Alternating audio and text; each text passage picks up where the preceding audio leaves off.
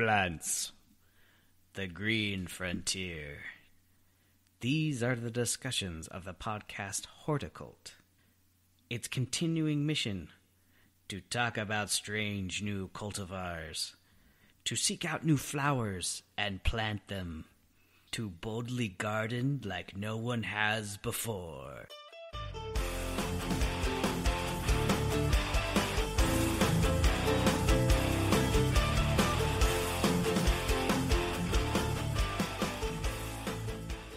Hey everybody, this is Blaine from the Horticult. What's up? Just got done getting ready for the next episode. So here we go. It's Hydrozones, episode number 31. As you go out further from your house, the watering gets less and less. So that's basic concept. And we talk about plants that we can put in these different hydrozones. And then, I kind of went off in the front for a little bit about the meaning of horticult, like if you break it down, hort and occult, and what those things are, and how it kind of comes across, and what we're looking for in the name. And that's it, folks. Hope you enjoy. Let's plant on, Babylon. How's your hydrozone going? This is Blaine. And this is Bradical. And we are the Horticult. I guess we're the leaders of the Horticult. Yeah. So everyone in here is part of the Horticult. Right. The leaders of the free world. No, the leaders of the secret garden. The leader. Because we were looking up hort and occult, and if you look up the Latin of occult, it actually means the secret knowledge, or something like that. Yeah, so it's not necessarily, it's an unmeasurable knowledge. So it's spiritual. So, and then you have hort, which is plants, nursery, known garden. Plants, garden. Yeah. Nursery of the unknown knowledge. Yeah. Something like that. So it's like, the secret knowledge of the hidden. Right. So knowledge of the hidden plants. I love it. It's almost like there's like a second level to that, or even like there is. It's a deeper emotional level of knowledge rather than just like book smart. Right. Exactly. I think that could totally be good, because we were even kind of talking about it too, like how we got into the plant memory stuff, where it was like a more deeper meaning of what plants are other than botanical name, and it's going to do this at this time or whatever, and you need to give it this much and you're going to get this result. It's like it makes us feel good to do it and to talk with you about it. I mean, I'm glad we started this podcast because, one, we are able to express these feelings that we have about plants. We just want you out there to know how much we appreciate you and to listening and being able to share this with you. Because one thing that's hard for plant geeks, I guess, is that we have a harder place to... It's hard to find people to share it with sometimes. In a vegetable garden kind of setting, you can share your fruits with people. You know, you planted 20 tomato plants. What were you thinking? And you have all these tomato plants, and you got tons of stuff. And then you can share that with people. That's great. That's awesome. I think it's along the same lines, but we don't do that, I guess. I guess you could get into cut flowers and share cut flowers with the people that you love or whatever, but we plant things, we put roots down, and we like to see them thrive and grow and be bushy. And sharing, so if you're not sharing a yield, maybe we are here to also help share a little bit of knowledge. Right. And knowledge and feeling towards plants. And that's another thing too. Like I've talked to some of my friends on Facebook, and you know, my wife has a pretty good friend I'm trying to get to be more closer to her. I guess a friend from high school, that she has a greenhouse and she grows stuff, but she didn't want to come on the podcast as a guest because she felt like she didn't have the knowledge. She kills on the plants that she does. She knows more about plants than I do. Okay. And she, I guess because she doesn't have that degree or whatever education part of it, it's stupid to say that she doesn't know more than us or whatever. I'm not saying. I mean, you're working in it and you're building more knowledge towards it, which I'm not. I've kind of got my degree, and it's kind of happened that it's more of a hobby for me, which is fine. That's cool. But now I got to talk about it, and it keeps my knowledge up by talking about it. But just to say that you don't have the education does not mean that you're not an expert on this. If you have put in the time, you put in the love, you put in the hours, there's a connection that you have with plants, that is better. Yeah, they say that if you spend 10,000 hours on anything, you're an expert. Right. Anything. That's crazy. You choose. I don't think I've done it for 10,000 hours. Well, I think you have. Maybe. If you're working in your sleep. Nope. So one thing I wanted to bring up today was was on hydrozones. So this is a concept that I learned in design. So this is more of a design aspect of hydrozones that are hydrozones. And so the basic idea is that anything close to your house is hydrozone 1. And this would be like the water, more plants that require water, higher water use plants. And then, so that, say it goes out 10 feet. I don't know exactly what it is, but the first 10 feet around your house is the high water use area. And then it goes out, say it goes, my yard, I could totally see it as it just goes to the sidewalk. So it goes to that next area.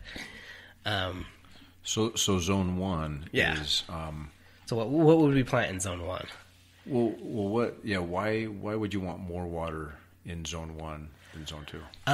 Because being close to the house helps mitigate the temperature. So say you got shade from the house, or that you have, it maybe in the winter it keeps it warmer on certain sides or whatever, or you have glare. Just certain things that you just want it a little tighter. Humidity and water escape is the problem. So the house will help keep that down. Anyway. Yeah. Well, I mean, you're right. There's going to be a little bit more shade. There's going to be more protection from wind, right, on your plants. And you were talking about before and how wind can really dry out your plants. Yeah, because they're not able to deal with it. And then the water from that first 10 feet will osmotically spread out into the next 10 feet. Right. Which is zone dos. Which we call medium use. So I guess if you look at your lawn, it is more of a high use than a low use. So, but it could kind of cross that area a little bit. But when you want to try to keep, I get more of your shrub type perennials and stuff like that in the medium, in that range. So, but I want to say, what would be a high use? What is something that we would plant in the high use? To me, I think about all those springtime flowering little buddies, like your tulips and your pansies. You want to keep closer to the house. You don't want them out there in no man's land boiling. They just won't survive. Yeah. Others, I think more of the more standard, what we understand gardening plant flowers to be. So like just your classical flowers. Probably a lot more of the annuals. Because then you can water them a little bit more in that area. Give them a little bit more love, right? Yeah. I was thinking broadleaf evergreens, and I say that because I know that they're very sensitive to hot temperatures, a lot of wind, and then they can be protected in the wintertime a little bit more. So I would, in that first 10 feet in hydrozone number 1 around the house, I would put broadleaf evergreens, so laurels, yews. So like Japanese maples. If we even, I don't even think they do good here in Utah, but they don't. But they do need to be babied, so that's an excellent choice. Yeah, just stuff like that. Larger leafed suckers that need more water, you know. You got to think too, like just the characteristics of a water use plant or a dry plant. You're going to have thin leaves. You're going to have hairy leaves. You're going to have a smaller plant. I mean, just to reduce the water use. That's just some of the characteristics. So if you're going the opposite, big leaves, so hostas, things that require more shade, hostas again. I always say it wrong, Brunaria, or is it Brunnera? People say, is it Brunnera? Tomato, dude. All right. I like Brunnera. Yeah. That just sounds a little fancier than Brunnera. Anyway. Common name would be forget-me-not. Is that what that is? That really forget-me-not? The perennial forget-me-not. Yeah. Oh, I love it. Blue flower with the dainty little blue flower. Yeah. I love it. I love that stuff. So that would be one. There are some that kind of are drier, shade tolerant ones, and we kind of talked a little bit about that before. Like some things that you can grow in the shade that is dry. That's a really tough one. For some reason, there's just not a lot marketable plants that will do that. And anyway, flowering one anyway is columbine. Is a dry, shade tolerant, and I emphasize tolerant because it likes the sun, but it can handle the shade. Mm-hmm. It's just not going to be as vigorous. I got mine on the east side, so it's perfect. But anyway, yeah. And then so we go into the medium. Medium, I consider some medium hydrozone plants as lavender. I consider that a medium. Yeah? Yeah. Medium to more on the drier. Yes. It is kind of classified. I just don't want people to think they can plant it out there and not ever water it. Right. It's going to need water. And the more you give it, the bigger it gets. Same thing with the other stuff that we talked about. Another medium. What's a medium? What's a medium that you got? Something kind of on that borderline. I was going to think of Black Eye Susan. Oh, yeah. Black Eye Susan. It's in the middle. It's not really dry, but it's not really wet. So there's quite a few that can fit in this range. Yeah, like lupine. Yeah. Foxglove might be better in the hydrozone of between 1 and 2. I think it prefers shade. Yeah. I don't know about the delphinium. I think that Delphin one. or do they like shade? They do okay in shade. They prefer sun? I would say east exposure would be the best. I mean, soft light. Actually, yeah, soft light is going to be great for any of these perennials.